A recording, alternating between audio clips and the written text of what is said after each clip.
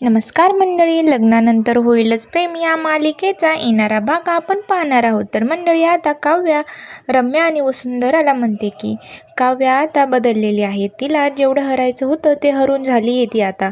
फक्त आता काव्या जिंकणार. हे ऐकून तर रम्या आणि वसुंधराला वाटते की गप्पाच ठोकते आहे. काव्या रम्याला म्हणते, का गे, मला तर त्या दिवशी गुरुजींनी काय म्हटले ते सांगितलं. पण रम्या, आता बघच तू, माझं प्रेम जिंकतं की गुरुजींची भविष्यवाणी. रम्या तर नुसतं गुपचूप ऐकत असते. काव्या म्हणते, तुला लग्न करायचं आहे ना गं? रम्या, होणार, तुझं लग्न होणार. हे ऐकून तर रम्याच्या मनात लड्डू फुटायला लागतात.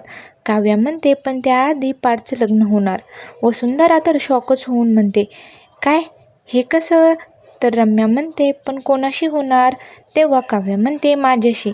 आता तर रम्याचा राग खूप वाढलेला असतो. तर आता काव्या पुन्हा करणार का पारशी लग्न, हे पाहणं खूपच रंजक ठरणार आहे. अशाच मालिकेचे नवनवीन व्हिडिओ पाहण्यासाठी चॅनलला लाईक, शेअर आणि सबस्क्राईब नक्की करा.